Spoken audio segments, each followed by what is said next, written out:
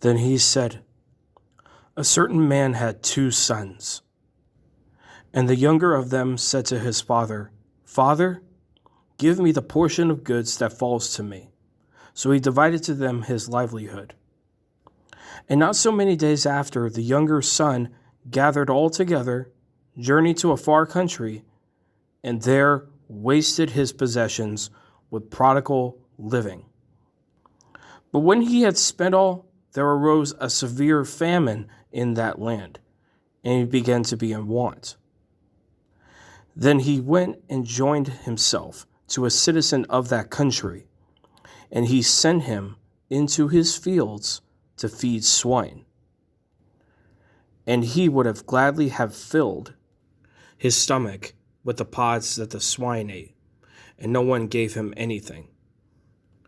But when he came to himself, he said, How many of my father's hired servants have bread enough and to spare, and I perish with hunger?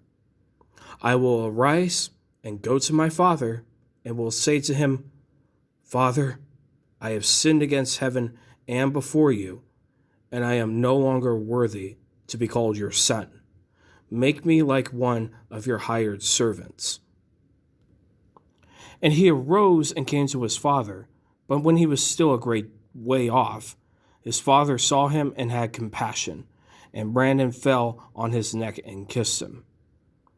And the son said to him, Father, I have sinned against heaven and in your sight, and am no longer worthy to be called your son. But the father said to his servants, Bring out the best robe and put it on him, and put a ring on his hand and sandals on his feet, and bring the fatted calf here and kill it, and let us eat and be merry. For this my son was dead and is alive again. He was lost and is found. And they began to be merry.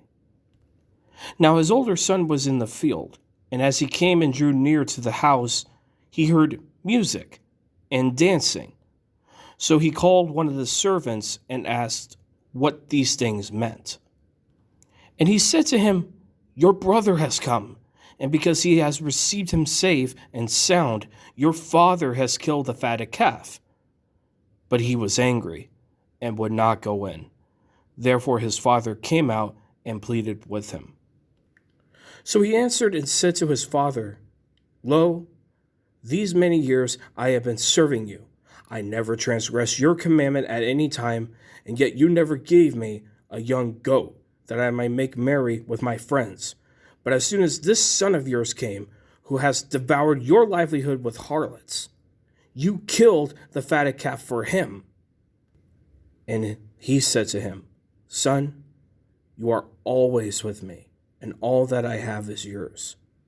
It was right that we should make merry and be glad. For your brother was dead and is alive again, and was lost and is found. Be strong and courageous, my brothers and sisters.